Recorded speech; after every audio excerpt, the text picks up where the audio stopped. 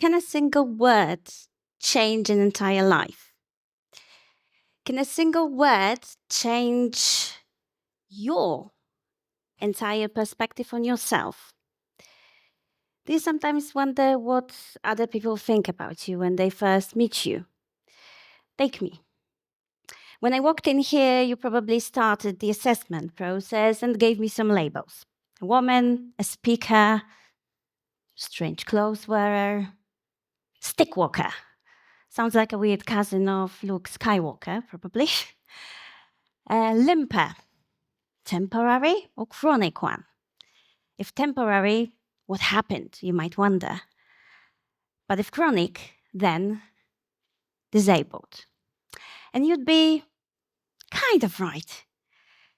Because if you saw me standing without my walking stick, what would you think? Abled or disabled? If you noticed me at the gym rolling and doing backflips on the mat, this or that? If you noticed me at a concert cheering and dancing like there's no tomorrow, would you think I am abled or disabled? Or maybe I'm actually both. Which brings us to a more capacious label, disabled. Have you heard this word? Raise your hands if you have. I had a joke here that I can't see clearly, but I do, and no one heard that. So, disabled, meaning differently abled. When I started thinking about the word disabled, I realized how inaccurate it is.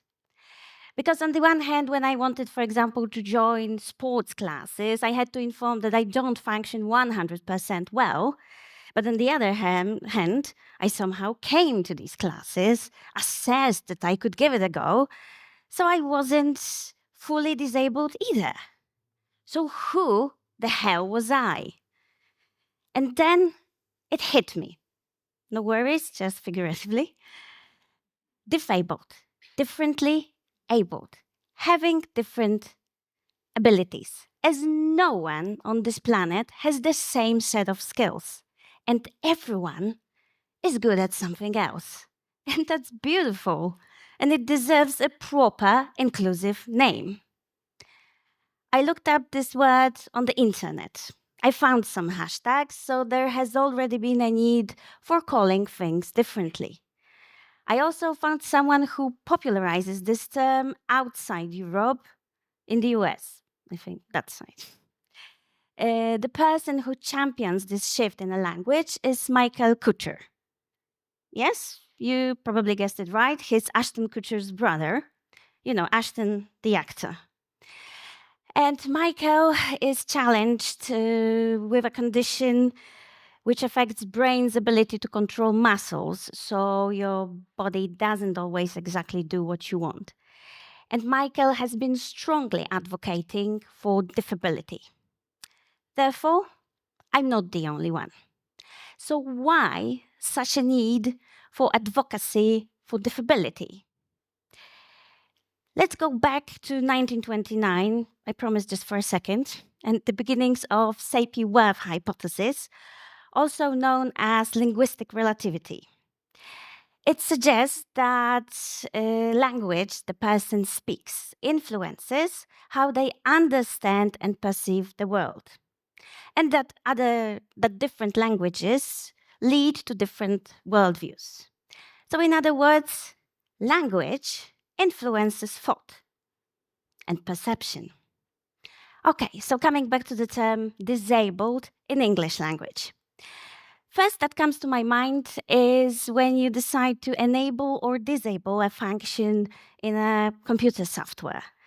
So, citing Longman Dictionary here, this means to deliberately make a piece of equipment or a machine impossible to use. Doesn't sound nice to me. Okay, but we talk about people. So here goes the definition.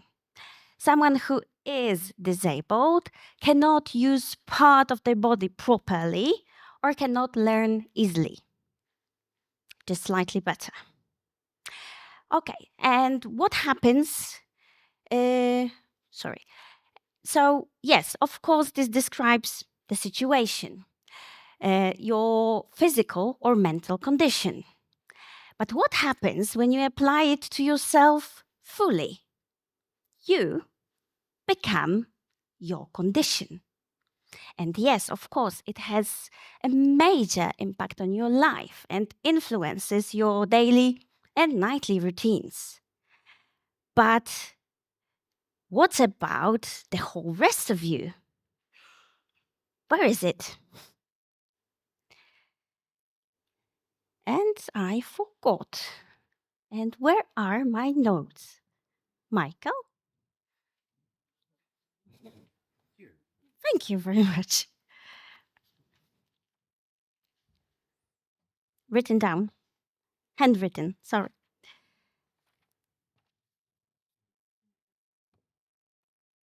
So either you can limit yourself to the term disabled, or actually get empowered and call yourself disabled. And I need it again. Because in a language, there aren't actually labels. I was playing with that. Language is a tool that either closes doors or opens them. And let me back it up by some examples in a second. In the early days of my life, I will actually leave it here. I will feel safer. In the early days of my life, I was diagnosed with post-inflammatory hip dislocation, which actually didn't reflect the reality because the head of my thigh bone went missing. And I still haven't found it. Due to unsuccessful surgeries later on, I've got a wonderful combo of conditions that want to reduce my mobility, and I strongly try not to give in. That combo seems to be hard to operate on, so I'm in actual need of Dr. House of Orthopedics. Is there a doctor here? Please. Okay, but what about these doors or how to open them or who opens them? So here go the examples. Number one. Since I remember, there was a heavy focus on fixing me. And I get that parents want the best for their children. They will do everything to get rid of the problem. But sometimes that's the actual problem. Why? Because I became my condition, someone to be repaired. And I even started to believe that not until I had got the surgery could I have commenced proper living, as if I was in the waiting room to life. Fortunately, there were people who noticed me, a kid and later a teenager, who could do things in spite of the condition. So I practiced dancing, and I loved it. Did you used to hate PE classes in your primary or secondary school? Because I was thrilled when I could finally join in. So when looking for best treatments and solutions, let's not forget that behind each condition, there's a person, a human being who still has wide possibilities to explore. At that time, I didn't have a name for that, but it was already important to define my young self through something else than my disability. Second example. For over a decade, I was a partner to a runner who later evolved into an ultramarathons runner. It happens a lot, actually. And that was a very time-consuming hobby in which I participated full-time. Therefore, most of the things were circulating around running and topics related. And at some point, I found myself feeling pretty irrelevant. I couldn't, and I still can't run. So the feeling of frustration and being cut out was growing because I allowed that paradoxically, running was my only world. Uh, and I limited myself to somebody else's way of living and moving. That changed. I decided to try things on my own terms, in line with my own possibilities, and in spite of the condition. I tried roller skating with Nordic walking sticks for better support. It didn't last long, but it was fun. I regularly exercise at the gym by, for example, adapting jiu-jitsu drills. Do I look ridiculous? Yeah, probably. But my spine is super thrilled. I walk in the mountains. My limit in the past was 5 kilometers. Now it's 15 so far, only because I stopped putting restrictions on myself and started listening to my body. So, sorry for that.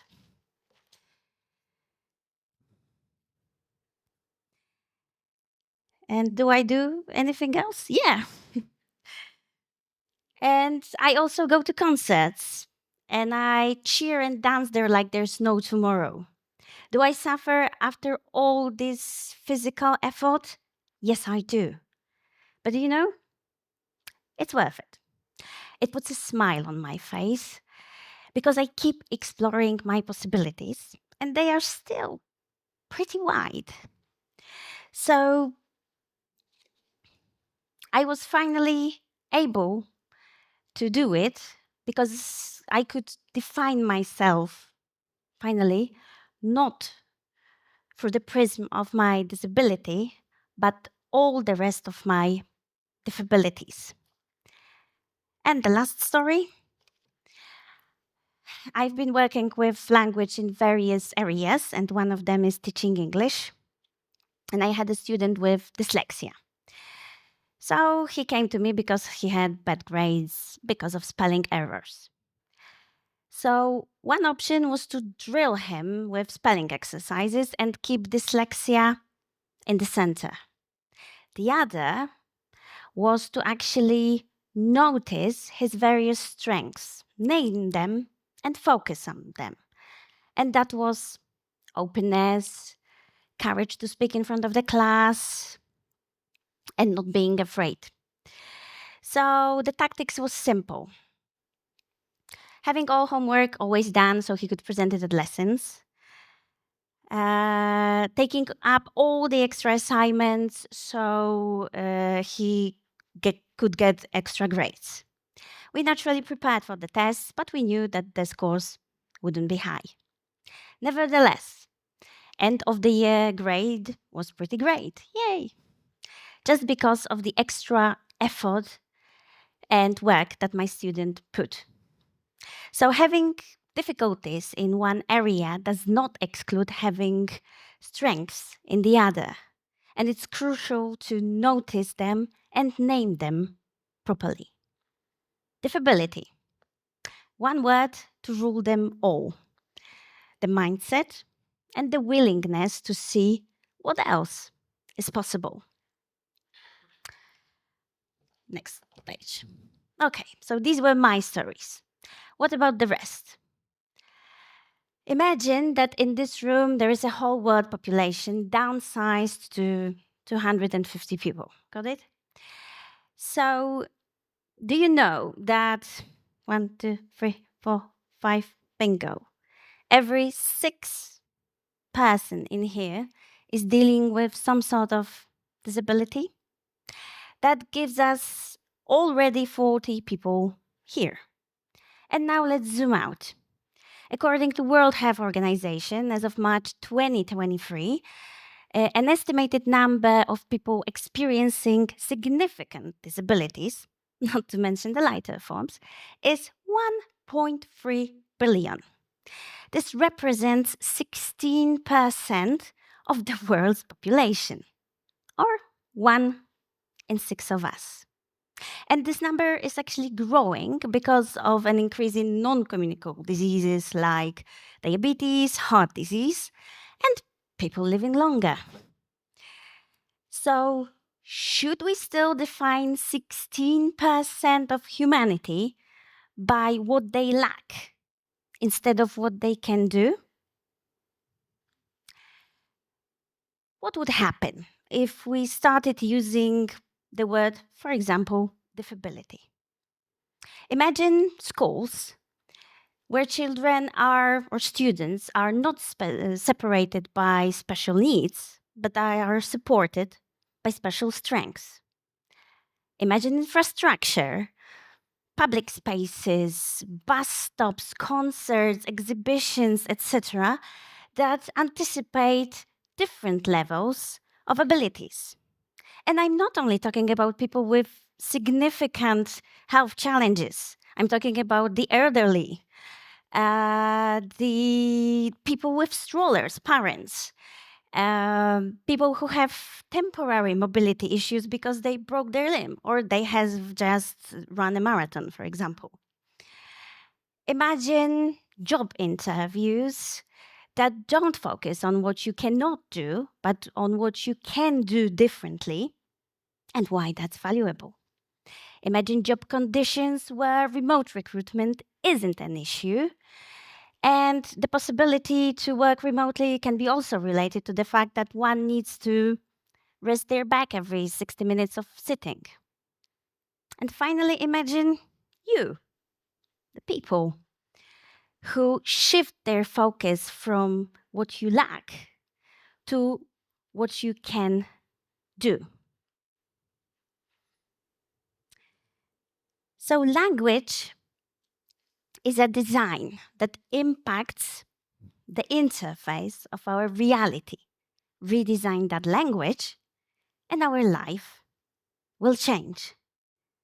Words are where the change begins. Because if you name something properly, it truly starts to exist. As long as it's only a thought, it's intangible, hidden, impossible to implement in the real life. So, can a single word change an entire life? Yes.